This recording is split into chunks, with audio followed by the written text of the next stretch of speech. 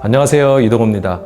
오늘은 요한복음 20장에 기록된 도마의 이야기로 시작하려고 하는데요. 도마는 예수님이 부활하셨다라는 얘기를 듣게 됩니다.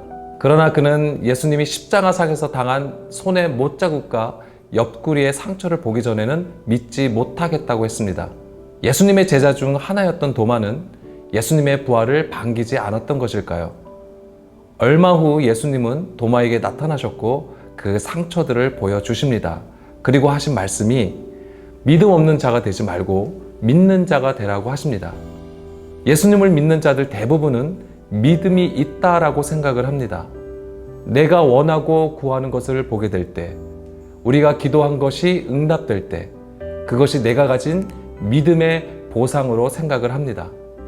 자기의 믿음이 하나님께 인정받은 믿음이라고 생각을 한다는 겁니다. 그러나 예수님은 도마에게 너는 나를 본고로 믿느냐? 보지 못하고 믿는 자들은 복이 있다라고 하십니다. 성경은 도마를 통해서 우리에게 무엇을 보여주려는 것일까요?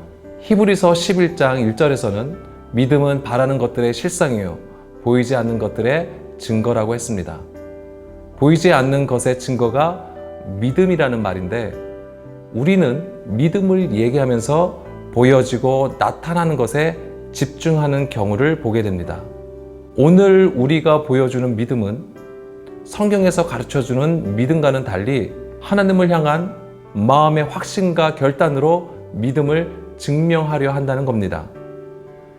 여기서 우리가 한 가지 점검해야 할 것은 내가 확신하는 믿음이 아니라 성경에서 말하는 믿음이냐는 겁니다.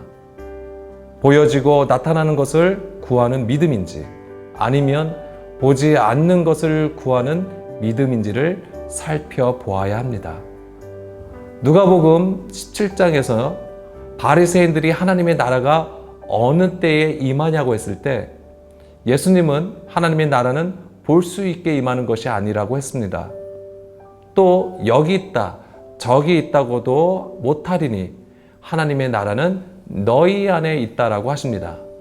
여기 있다, 저기 있다라는 것은 보여지는 것을 말하는 것이고요. 하나님의 나라가 너희 안에 있다라는 것은 우리의 믿음이 어떠해야 한다는 것을 가르쳐 주시는 말씀이 됩니다. 우리 안에 있다라고 하신 하나님의 나라는 주의 말씀으로 다스리시는 것을 의미합니다. 주의 말씀이 우리 안에 거하는 상태, 이것이 바로 예수님이 내가 너희 안에, 너희가 내 안에 거하는 상태를 말씀하신 것입니다. 이것이 성경에서 말하는 믿음이 되는 거죠. 그렇다면 이 믿음이 우리에게 어떻게 적용될까요? 사도 바울은 로마서 10장 17절에서 믿음은 그리스도의 말씀을 듣는 것이라고 했습니다. 여기서 들음이란 기능적인 청각을 말하는 것이 아니라 주의 뜻을 깨달아 하나님을 아는 것을 말합니다. 주의 말씀을 듣게 되면 어떤 일이 일어날까요? 요한복음 5장 24절을 보겠습니다. 내 말을 듣고 또 나 보내신 이를 믿는 자는 심판에 이르지 아니하고 영생을 얻는 것이라고 했습니다. 사망에서 생명으로 옮겨지게 되는데 언제 이것이 일어날까요? 내 말을 들으면, 나 보내신 이를 믿으면, 다시 말해서 내 말을 듣고 예수님을 믿으면 영생한다는 것입니다.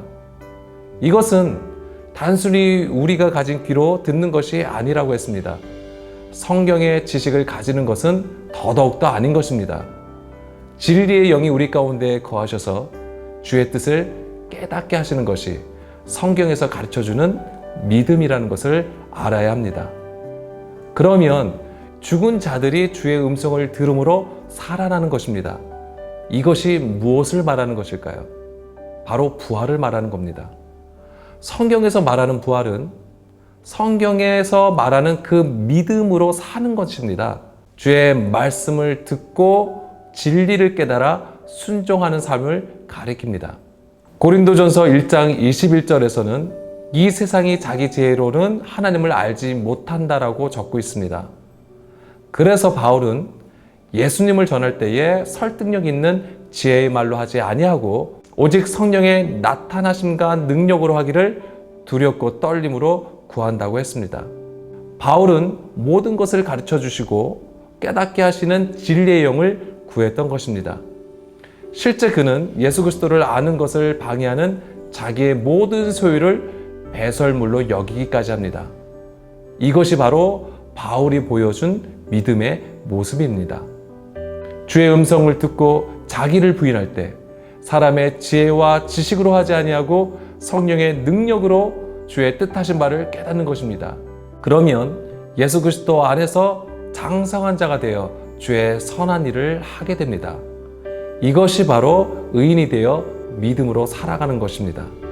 히브리서 11장에 기록된 믿음의 선진들을 통해서 그들이 어떤 믿음을 보여주는지를 살펴보겠습니다.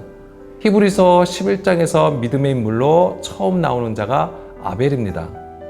히브리서 기자는 아벨을 의로운 자라고 했는데요.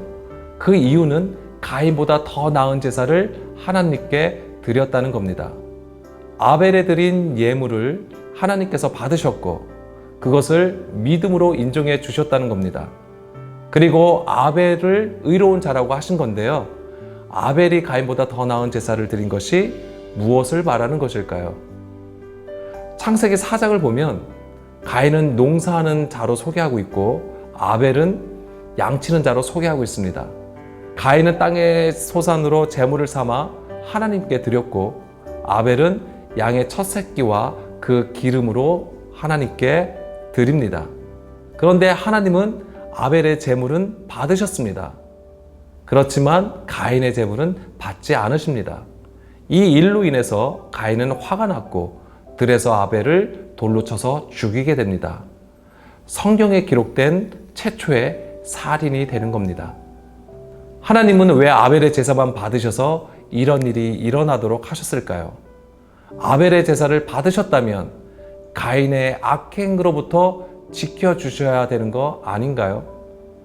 가인과 아벨의 제사를 보면 우리가 처음 생각할 수 있는 것은 하나님께 드리는 제물에 관한 것입니다. 그러나 곡식으로 드린 것과 양의 첫 새끼와 기름을 드린 것은 크게 문제되지 않습니다. 레위기에 기록된 제사법에는 번제와 소제가 포함되어 있습니다. 가인이 드린 것은 소제이고요. 아벨의 것은 번제에 해당됩니다. 따라서 둘 다 제사의 제물로는 문제가 없는 겁니다. 우리가 다음으로 생각할 수 있는 것이 제사를 드리는 마음과 자세입니다. 아벨은 마음과 뜻을 다하여 하나님께 정성으로 제사를 드린 반면에 가인은 그렇지 않다는 겁니다. 하나님을 섬기는 마음의 자세가 사람의 것을 기반으로 한다면 이것은 하나님 앞에 불법이 됩니다. 그 중심에 하나님의 영을 모시지 않고 사람의 가르침을 따라 행하는 것은 외식하는 것으로 불법이 된다는 말입니다. 가인의 제사와 아벨의 제사는 어떤 차이가 있는 것일까요? 가인이 땅의 소산으로 하나님께 제사를 드렸다는 것은 땅으로부터 나온 것, 다시 말해서 사람의 것으로 하나님을 섬긴 것을 의미합니다. 요한복음 4장 23절, 24절을 통해서 좀 더 자세히 보겠습니다. 하나님은 영과 진리로 예배하는 자를 찾으신다고 하십니다. 하나님께서 아벨의 제사를 받으셨다는 것은 영과 진리로 예배하는 구조를 보여주었기 때문에 받으신 것이 됩니다. 이것이 아벨이 하나님께 드린 양의 첫 새끼와 기름, 즉 피와 기름을 가리키는 것인데요. 이것이 바로 영과 진리로 예배하는 것을 말합니다. 반면에 가인은 땅의 것으로 하나님을 섬기려는 구조를 보여준다고 할 수 있는데요. 이사야 1장 11절, 12절에서 우리는 하나님의 마음을 알 수 있습니다. 너희의 무수한 재물이 내게 무엇이 유익하뇨? 나는 수량의 번제와 살찐 짐승의 기름에 배불렀고 나는 수송아지나 어린 양이나 숫 염소의 피를 기뻐하지 아니한다라고 하십니다. 하나님은 이것을 외식하는 행위로 말씀하셨고 이것을 성전 마당만 받는다라고 하신 겁니다. 마태복음 23장에서 예수님은 외식하는 것에 대해서 책망하시는데요. 서기관들과 바리새인들이 박하와 해양가 근처의 11조는 드리지만 율법에 더 중한 바 정의와 국률과 믿음은 버렸다고 책망을 하십니다. 이것이 바로 사람의 것으로 열심을 내는 예배를 보여주는 것이고요. 이것은 가인의 제사와 같은 것이 됩니다. 11조를 해야 하느냐 마느냐를 말하기 이전에 주의 뜻을 따라 순종하느냐를 묻고 계신 겁니다. 율법 안의 정의와 국률과 믿음을 버렸다는 것은 영과 진리로 예배하지 않은 것을 말하고 있습니다. 특히 믿음을 버렸다는 것은 주의 말씀을 듣지 못하여 깨달음이 없는 상태를 보여줍니다. 자, 이런 외식함에 대해서 마태복음 15장에서는 입술로는 하나님을 공경하나 그 마음은 하나님과 멀다고 했습니다. 왜 이렇게 말씀하시냐면 그 당시 유대교의 구조가 사람의 계명으로 교훈을 삼아 가르치니까 주의 뜻과는 상관없이 자기의 열심으로 하나님을 예배했던 것입니다. 표면적으로는 하나님을 섬기고 열심으로 예배하지만 헛되이 경배하는 것이었습니다. 우상 숭배하는 겁니다. 다시 창세기 4장의 이야기를 보면 불법을 저지른 가인이 심판을 받지 않고 오히려 아벨이 가인에게 죽임을 당합니다. 아벨의 죽음은 무엇을 보여주는 것일까요? 아벨이라는 이름은 공허, 텅빔이라는 뜻을 가지고 있습니다. 이것을 문자 그대로 해석하자면 하나님께 제사를 잘 지냈으니 이젠 꽃길만 걷겠구나 했는데 가인에게 죽임을 당하니까 그 인생이 너무 허무하다고 보는 겁니다. 사실 아벨의 죽음은 어린 양의 죽음을 보여주는 것이고 신약에서는 이것이 예수님의 십자가와 연결됩니다. 이 부분을 갈라디아서 2장 20절 말씀으로 이해할 수 있는데요. 아벨의 죽음은 예수님의 죽음을 나타내는 것이고 또한 그리스도와 함께 죽어야 하는 우리의 죽음을 보여줍니다. 그리스도와 함께 십자가에 못 박히는 것은 주의 말씀을 듣지 않는 우리의 육신의 생각이 폐하여진 것을 말합니다. 자기 십자가를 지는 자기 부인을 말하는 것입니다. 내가 그리스도와 함께 십자가에 못 박히면 이제 내가 사는 것이 아니고 내 안에 그리스도께서 사시는 것이라고 했습니다. 내 안에 그리스도께서 사시는 것은 구체적으로 무엇을 말하는 것일까요? 20절 후반부를 보면 우리를 위하여 자기 자신을 버리신 하나님의 아들을 믿는 믿음 안에서 사는 것이라고 했는데요. 하나님의 아들을 믿는 믿음이 아니라 하나님의 아들의 믿음 안에서 산다는 말입니다.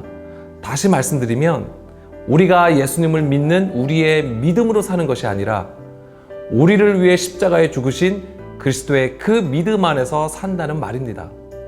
내가 확신하고 결단해서 믿는 믿음은 가인의 제사와 같은 것이고 반대로 아벨의 제사는 예수님의 십자가를 통해서 자기가 부인되는 것을 보여주는 것입니다. 갈라디아서 3장 23절을 보면 믿음이 오기 전에는 율법 아래에 매인 바 되었다고 했는데요. 여기서 믿음이란 우리가 확신하고 결단하는 우리의 믿음이 아니라 예수 그리스도의 그 믿음을 가리키는 겁니다. 이 믿음이 우리 가운데에 세워지면 진리로 자유케 되는 겁니다. 이것이 바로 예수님이 말씀하신 너희가 내 안에 거하고 내 말이 너희 안에 거한다는 말입니다. 예수 그리스도의 믿음은 하나님 아버지의 말씀을 온전히 듣고 순종하는 것을 보여줍니다. 요한복음 14장 10절에서 예수님은 내가 스스로 말하는 것이 아니고 아버지께서 내 안에 계셔서 그의 일을 하시는 것이라고 했습니다. 이것이 예수 그리스도의 믿음을 보여주는 겁니다. 따라서 이 믿음은 우리의 수고와 노력으로 얻을 수 있는 것도 아니고 수백 번, 수천 번을 결심하고 또 결심해도 되어지는 것이 아닌 것입니다. 에베소서 2장 8절에 기록된 것처럼 하나님의 선물인 것입니다. 하나님께로부터 난 자들을 향한 하나님의 은혜가 되는 것입니다. 오늘 나눈 것들을 정리하겠습니다. 가인의 제사는 사람의 수고와 노력으로 하나님을 섬기는 것을 보여주는 것이라면 아벨의 제사는 예수 그리스도의 십자가를 보여주는 것이고 이로 인해서 자기가 부인된 것을 나타내는 것입니다. 하나님을 향한 우리의 수고가 헛되이 되지 않도록 오늘도 성령의 기름 부음을 구하여 하나님을 아는 것에 집중해야 합니다. 우리의 처음은 가인의 제사와 같은 것입니다. 그러나 주의 말씀으로 거룩한 제물이 되어 아벨의 제사를 드릴 수 있어야 합니다. 그러면 우리의 겉사람은 쇠하여지고 속사람은 날로 새롭게 되는 것입니다. 이것은 하나님이 기뻐하시는 거룩한 산 제물로 드리는 것이며 하나님께서 찾고 구하시는 영적 예배가 되는 것입니다. 오늘 주의 음성을 듣는 믿음으로 악하고 음란한 세대를 떠나 진리의 영을 구하여 분별할 수 있어야 합니다. 이 세대를 본받지 말고 오직 마음을 새롭게 함으로 변화를 받아 하나님의 선하시고 기뻐하시고 온전하신 뜻이 무엇인지 분별할 수 있어야만 믿음으로 세상을 이길 수 있는 겁니다. 자기의 주장, 자기의 소리를 내기보다는 주야로 주의 말씀을 묵상하는 믿음을 구해야 할 때입니다. 감사합니다.